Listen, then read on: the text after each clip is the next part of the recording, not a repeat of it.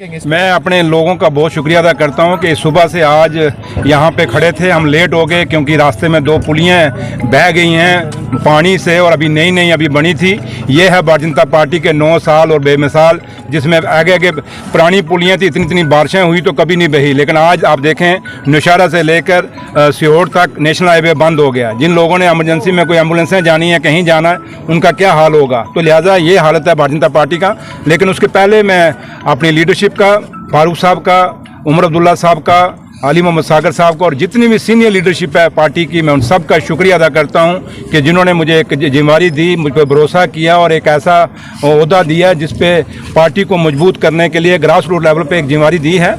मैं हमेशा कोशिश करूंगा सबके साथ मिलके पार्टी को मजबूत करने के लिए और ग्रास रूट लेवल के और जो हमारा बूथ लेवल तक पार्टी को मजबूत करेंगे। और आने वाले जो असेंबली इलेक्शन है, पंचायती इलेक्शन है या म्यूनसिपलिटी इलेक्शन है या डीडीसी इलेक्शन है या बीडीसी में, उसमें नेशनल कॉन्फ्रेंस को जम्मू कश्मीर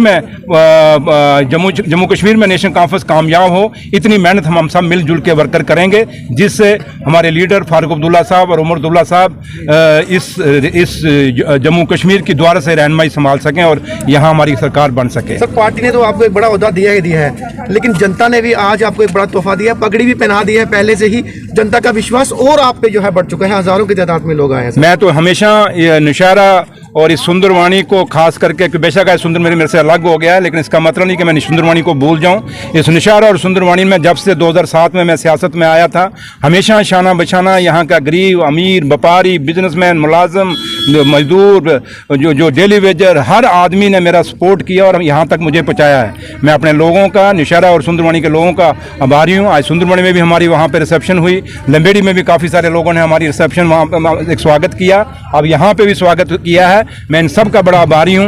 अब यहाँ से हम निकलें क्योंकि धूप बड़ी है, लोग बेचारे सुबह का वेट कर रहे हैं। मैं सिर्फ लोगों को यही कहना चाहूँगा कि आइए मिलजुल के जात, बरादरी, मजहब, फिरका परस्ती से ऊपर उठें। ये भारतीय जनता पार्टी सिर्फ हिंदू और मुसलमान को लड़ाना चाहती है, ये जात और बरादरियों को लड़ाना चाहती है, सिर्फ अपना काम निकालना चाहती है। आज देखें जम्मू कश्मीर में बेरोजगारी कितनी है, आज देखें जम्मू कश्मीर में महंगाई कितनी है। आप देखें जम्मू कश्मीर में ये कहते थे हालात ठीक हैं, भैया हालात ठीक हैं, तो कल ही आप देखें हमारा एक कर्नल शहीद हो गया, एक मेजर शहीद हो गया, एक डीएसपी शहीद हो गया, 2 फौजी सिपाही हमारे परसों शहीद हो गए रजौरी के अंदर।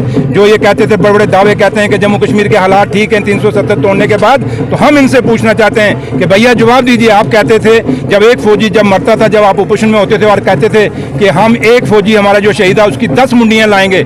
आज 9 सालों में आपने कितने फौजी हमारे जम्मू कश्मीर में शहीद कर दिए, हिंदुस्तान में शहीद कर दीजिए। बताइए कितनी मुंडियां आप लेके आए। आपने कहा था हम पीओके लेके आएंगे, क्या पीओके आ गया? आप पीओके तो दूर की बात है, आज तक आप जम्मू कश्मीर के हालात ठीक नहीं कर पाए।